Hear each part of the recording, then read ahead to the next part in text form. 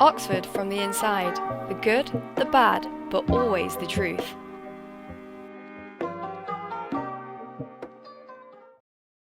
Hello and welcome back to Oxford from the Inside.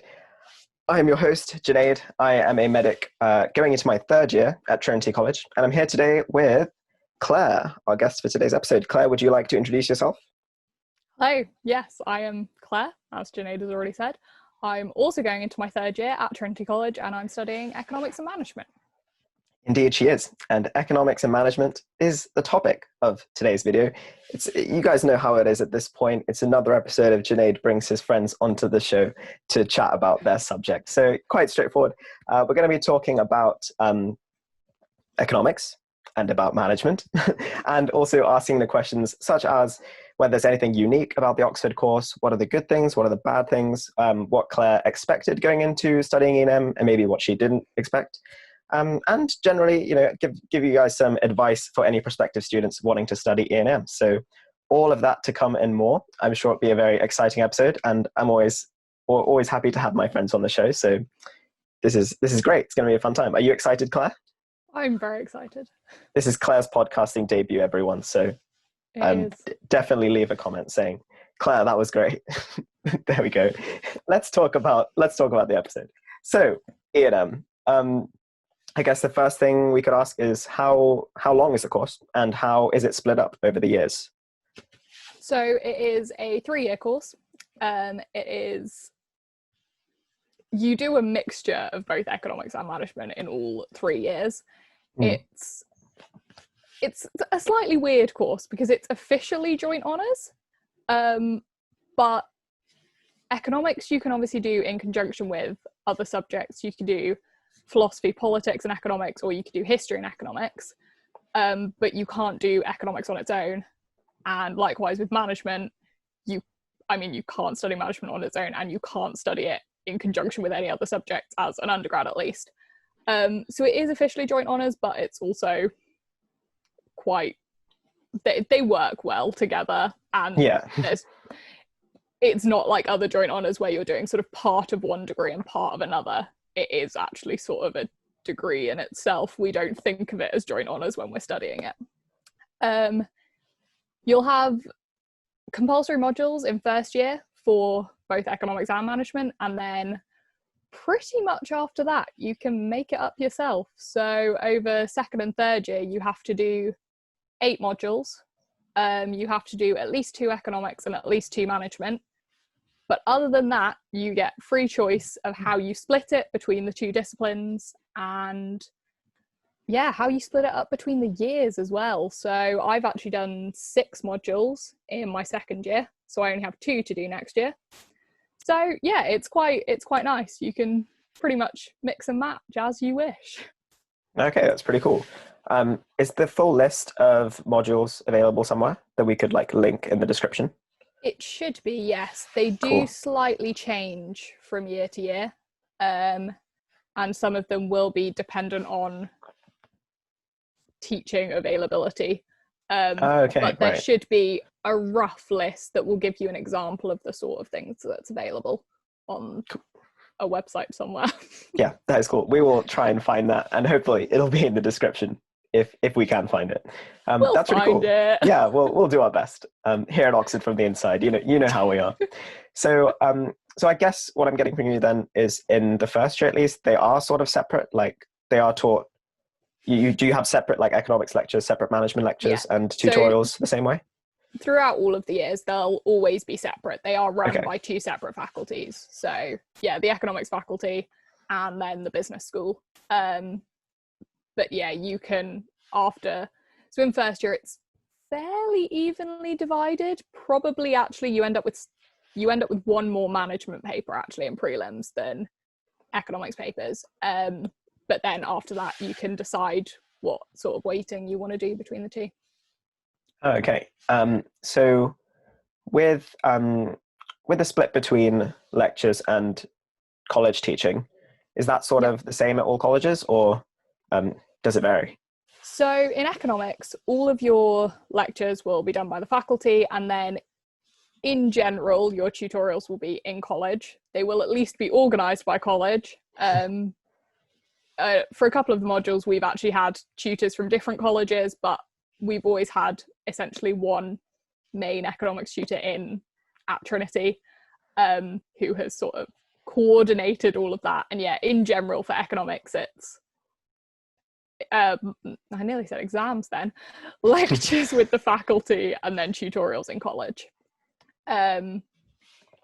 For management, in first year, you have lectures organised by the business school and then a college tutor.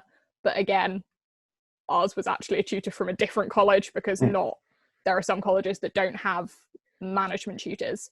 So a management tutor. So for example, our management tutor in first year is a tutor for Trinity, St. Cat's and St. Hugh's. So some of them will be shared between colleges. After that, in management, when you start choosing options, it becomes a bit more centrally organised. So more of your tutors will then be from the business school, the business school. Yeah. And you'll have to actually go to the business school for your tutorials rather than being in college. Right, okay. With management, I mean, I don't actually know, did you do economics A-level at school? I did do economics A-level. Yeah, so with management, that's, as far as I'm aware, one of those weird subjects where there isn't a sort of A-level course that a lot of people do before going into it, or is there? Well, I guess business studies is probably going to align relatively well. I don't know. I didn't do a business studies A-level, so I don't really know what's included in it. But yeah, but even that is probably one of the more rare A-levels to be offered. So yeah. Probably not many people have done it. Yeah, I have to admit, in my interview for Oxford, I got asked the question of, why do you want to study economics and management? Came out with this answer because it was, the sort of question you'd probably expect to get. So came out with an answer. And I had in the interview an economics tutor and a management tutor. And the management tutor just looks at me and goes, okay, but why economics and management? Right, yeah. So I sort of came up with another bit of an answer, and he was like, okay, you still haven't answered why management. And so again, I tried another answer. He was like, okay, so in your own words, what is management? And I just froze. I was like, I don't know. It was not really. It was definitely something I should have properly looked into before my interviews. But yeah, it's an odd one. It is essentially just business studies. It sort of covers all aspects of business, from like marketing to finance, like covers strategy, pretty much whatever. And it's good to hear about tricky interview questions, because it goes to show that sometimes they might be questions that you think you'd be definitely expected to know. Sometimes you'd be like, oh, I froze, then they're not going to let me in. But this stuff does happen. Yeah. You do have interview questions like that, and people still get in. So I mean, that's exactly. Goes to show the nature of the Oxford interview. But yeah, that's super interesting. So and then you get the enjoyable questions like, what's the difference between buying a house and buying a tomato? That was a personal favourite from my interview. That's making me think now, to be honest. Was there anything unique about the Oxford course, particularly with E&M, that sort of compelled you to apply? Okay, so when I first applied, I didn't actually want to go to Oxford. I probably had a bit of a weird sort of application experience. At the other 4 unis I applied to do accounting and finance. And then it was sort of, some family members had said, oh, you should apply for either Oxford or Cambridge. So in my head I sort of went, oh, let's keep them happy. I won't even get an interview, so it's irrelevant. May as well throw one of them in there. There's 4 other unis that I like, that I want to go to. So essentially just threw Oxford in there as a 5th, not expecting anything to come of it. And essentially just went with the course that most closely resembled accounting and finance, which Okay, economics right. and management really doesn't. Like, there is an element of accounting and finance, like you do have a compulsory finance paper in first year, but they're not really similar at all, because accounting and finance will obviously do much less economics in it and much less about other business things. So yeah, it was a bit of a strange one. And then I got the interview and was like, oh, okay, let's this will be good life experience. And it was essentially after having the interviews that I was like, oh, actually maybe I really do want to go there. So yeah, I don't really know, because I haven't really looked at similar courses at many other unis. And to be honest, before I came, didn't really know what I was expecting, because I hadn't done that much research into what the course was. But I mean, I guess now sort of looking back at it, obviously, I mean, this is the same for all subjects, but the tutorials that Oxford offers are obviously quite good and much better than a lot of other unis, in my opinion. I thought I was going to hate them. I thought, you know, having a tutorial with, you know, only 2 or 3 of you in the room with a tutor, I was absolutely terrified before I went into my first one. But actually they've been so useful and so enjoyable. But yeah, that's obviously the same for all courses at Oxford. And yeah, to be honest, I've actually really enjoyed the mixture of having the economics and the management. Right, yeah. Covering the sort of different disciplines, and also in quite different ways. So in economics, you have a mixture, I mean, it slightly depends on the module, but in general, so for microeconomics and macroeconomics at least, you have a mixture of sort of problems that are more mathematically based and essays, which you also get in finance. But then in the rest of management in general, it's more essays with like way more reading to do than any of the essays you do in economics. Far more reading for management. But yeah, I think having sort of the mixture of all of that has been quite interesting. And in some points in the course, there's probably very little overlap between economics and management. There's some things that you can do that you're sat there like, there's no correlation here. And then at some points it completely overlaps. So I mean, I did marketing this year, and in one of our tutorials we were talking about nudge theory, which is essentially initially an economic theory, but is massively applicable to marketing. So and it's really interesting to be like a subject that does problem sheets and, you know, proper, like I've heard actually from friends studying economics that it's like it's really mathsy, and sometimes a lot more mathsy than they expect. So to have that, and to also have essays that require a lot of reading, it's kind of like the best or worst, depending on how you look at it, of both worlds. Is that really different to like the accounting and finance courses that you looked into at other unis? Like what is their workload sort of like? I mean, that is also probably a mixture of both. I think, yeah, in general, most things like that will be a mixture, because there's sort of the actual like practical mathematical applications of it, and then sort of more, I don't want to say wishy-washy theory underlying it, but there's always something that you can waffle on about. That's the art of an essay, really, at that point. Exactly. But yeah, it has been quite interesting, because the economics is also the more mathsy part of it than even the finance. And I mean, even in first year, slightly depends on the college, but I think in general you're offered maths, essentially just maths tutorials doing like differentiation, integration, statistics. Oh wow. Okay. Right. It's a real deal. It's maths at that point. Yeah, it's proper maths. It is proper maths. And there are some very mathsy modules that you can choose as well. Quite often quite statistics based, but also there are some that are just maths, really. But then yeah, you've got completely the other end of the spectrum as well, where, you know, you'll be presented with a reading list of sort of 30, 40 readings to do in a week and write a 2,000 word essay. So with like absolutely no equations, no numbers. It's quite nice to have a break from the numbers. Yeah, no, sometimes. it must be. Yeah, a break both ways, I guess. Yeah, break from the reading and a break from the numbers. Yeah.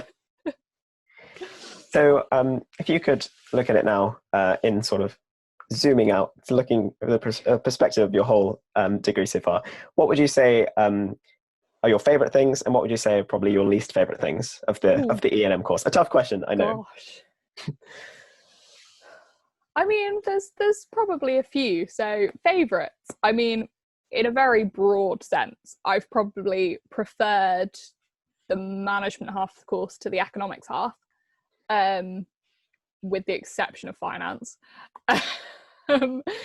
Yeah, I think a lot of the readings have been really interesting. It can be quite overwhelming to sort of look at your reading list and have to keep scrolling down to get to the end of it. But yeah, that's been really enjoyable. And actually, to be honest, even though I say I prefer that to the economic side, I think I've probably enjoyed the economics half of it more than I was expecting to, particularly given that I, didn't originally apply for economics at most unis. Yeah, so that's definitely been a highlight. Also, just being in the business school in general, it's quite cool just as a building. It's also the most complicated building I've ever been in. I still don't know my way around. I've been here 2 years now. I still get lost in there. But they have a cafe there for lunch. Their pizzas are great. They have a proper canteen as well if you want proper cooked food. Free coffees. One free coffee Yes, a day. I have heard about this, and I must request that this goes on the record in the video and on the podcast, that Claire has not yet brought me to the business school to have a free coffee. So now the evidence is there, and Claire's brought it up herself. So at this point, it's fair game. But I do need to try these coffees that everyone's talking about. I do need to rectify that. I will take you for coffee at some point. There we go. That's the reason why I got you on the show, Claire, just to admit that. the entire reason. That's all you wanted. But no, it is actually a really nice building, and looking at it from the outside, you do not expect there to be a massive quad in the middle, which is also quite nice. There's a quad in them? I didn't know that. Okay. I say a quad. There's no grass. It's like a courtyard, but it's really nice in the summer. Yeah, and also we're the only undergrad course, obviously being the only undergrad course that has management as a part of it. We're the only we're the only undergrads in the business school, so it feels quite cool being surrounded by postgrads. It's great. Although they do slightly look down on us, but yeah, that's probably all in my head. Did you have a least favorite thing? Or I mean, you can also pass that up and say you don't have one. That's also an answer. Ironically, having already spoken about how I applied for accounting and finance at other unis, yeah, I probably have to say that my least favourite thing was finance. Interesting. Having said that, there were some parts of it that I found interesting, but I mean, given that I failed my finance prelim and had to resit it, I can't say it was overly enjoyable. Okay, well, I think that's a perfectly valid answer. Yeah. But also proof that, you can resit and be fine. Yes. Prelims are, what are prelims technically? Are they just all first year exams that don't count towards the degree? Is that right? Yeah. Don't count towards the degree, but you have to pass them to get into second year. But yes. So there you go. Oxford exams sometimes aren't as scary as you might think, or yeah. They're not. They're fine. What was I going to say? Yes, so with originally applying for accounting and finance, and then realizing that E&M at Oxford was your thing. What was the sort of turning point where you realized, like, oh, I actually do want to study economics and management and not accounting and finance? It was literally interviews. So I really had thrown it in as just like a throwaway. I'm not even expecting to get an interview. I don't really care. My personal statement was all geared towards accounting and finance. I mean, I had a meeting with a teacher at my secondary school who made a comment of something like, I mean, why are you applying for economics and management at Oxford? She was like, you do realise that is, I mean, I don't know if it is anymore, computer science might have overtaken it now, but at the time it was the most competitive course to get into. It is one of them. It's one of the highest ones, yeah. Yeah. Like had the lowest percentage acceptance rate. And she was like, literally, she was like, with this application, you're not even going to get an interview. Why are you bothering? Oh no. And I was like, I'm going to go for it anyway. It's quite harsh. I didn't really care if I didn't get an interview at that point, because it was essentially just to appease some members of my family that was like, yeah, I'll apply for Oxford. And then, yeah, got the interview and was a bit annoyed at first, to be honest. I was assistant director of one of our school plays, and being at the Oxford interviews was going to mean I missed the first 2 nights of the production. Oh no. So I was a bit like, oh, I don't really want to go, and then sort of talked myself into it with like, nope, it's fine, it'll be a good life experience, get some interviews, because at that stage I still fully wasn't expecting to do well at interviews, wasn't expecting to get an offer, and at the time thought even if I did get an offer I would be turning it down. And then arrived for interviews, had done very little preparation short of I'd spoken to our economics teacher at school the day before, who at about 11 o'clock at night sent me the day before my interview, sent me some articles and said, oh, why don't you read these before you go to your interview? Yikes. And in a very old-fashioned way, I did not have a particularly well working laptop at the time.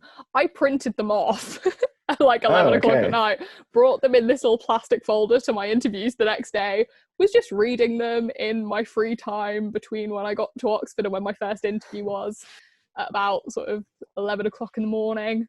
And yeah, then spoke about one of those articles for about 20 minutes in one of my interviews. So I am very glad that he did send those to me, because I would have had nothing to say. I would have had nothing to say without them. But yeah, it was weird, because I had my first interview, then we had, a nice welcome and an explanation of how interviews were going to work after half of us had already had our first interview. Oh, really? That's how they did that? Okay. Yeah, that was at Hartford, not Trinity. I just have to that. Right. Well, there you go. I'm sure Trinity had a better system.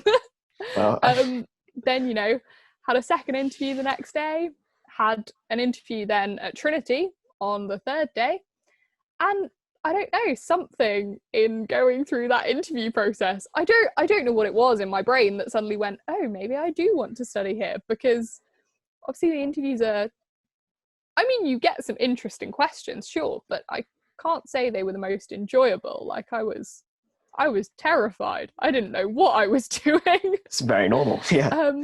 But actually, having said that, I was nervous, obviously, like immediately before the interviews, like about to go in. But I think that may just partially have been, talking to people you don't know, because still in my first couple of interviews, I was still very much of the opinion that I don't care how this goes, because I don't want to go here. And then it was just at some point over those few days of interviews that I suddenly went, oh, actually. But that may have helped me, that I was probably a bit more relaxed actually doing my interviews. Okay, short of the nerves of speaking to people who I don't know, which always terrifies me anyway. I probably could have been a lot more tense than I was.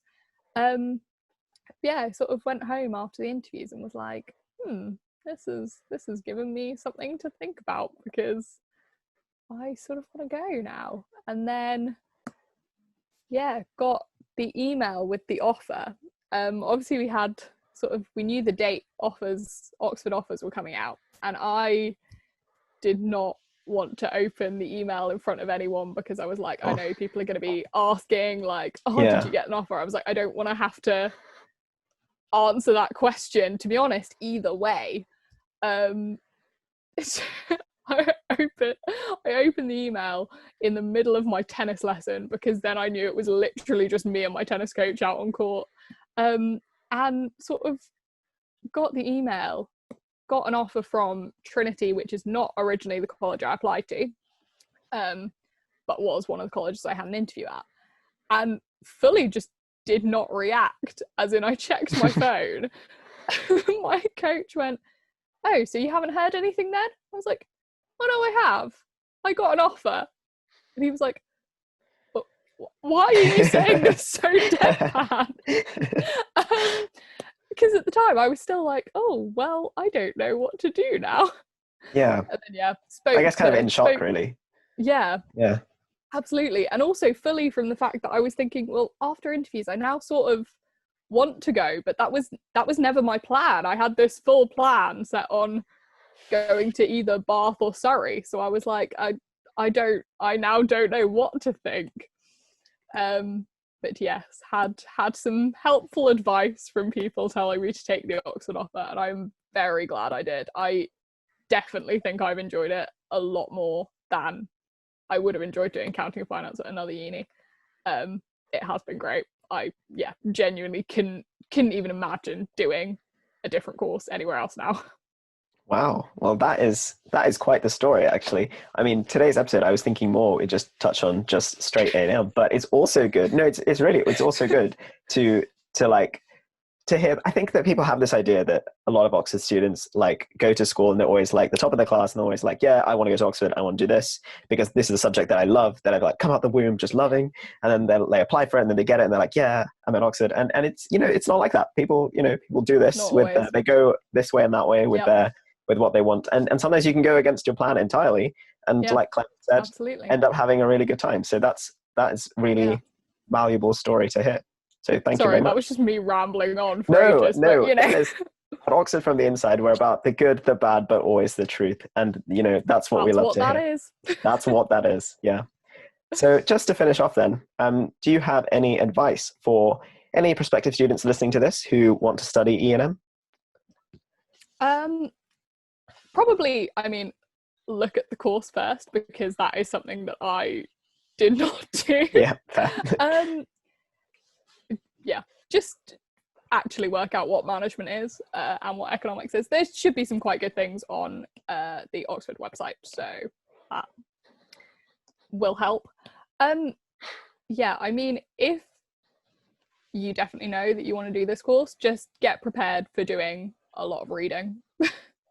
Whether it's textbooks or other articles, there will be a lot of it to do. Just start reading stuff, whether it's news articles. Obviously there's a lot of economics related things in the news, of course.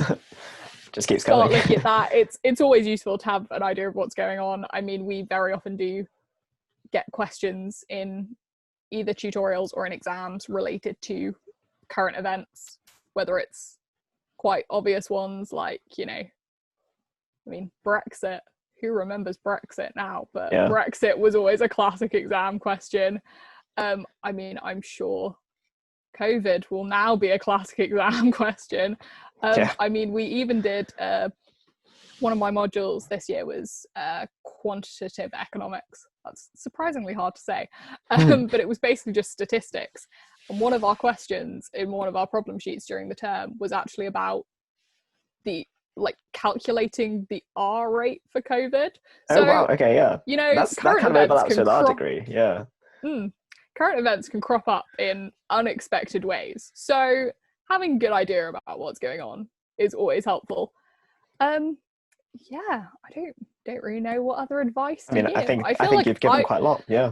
I'm not the person to be giving advice here, but Well, we all have different stories, and I think it's important to know that there is a diversity, and all of these people are at Oxford, right? They're all Oxford students in the same way, doing the same course. So thank you very much, Claire, for being on the show and for telling us all about E&M, what's going on. You're welcome. I feel like I very much strayed from the course itself. We did. No, I think it's good, and it's good to hear about your story, and also good that finally I have the proof that you will take me to coffee at the business school, that's there for all our viewers to listen to. And speaking of our viewers, thank you very much for engaging with our content and following us on social media at Oxford from the Inside on Instagram, at Ofty Podcast on Twitter. That's our new Twitter, so definitely follow it because it needs followers.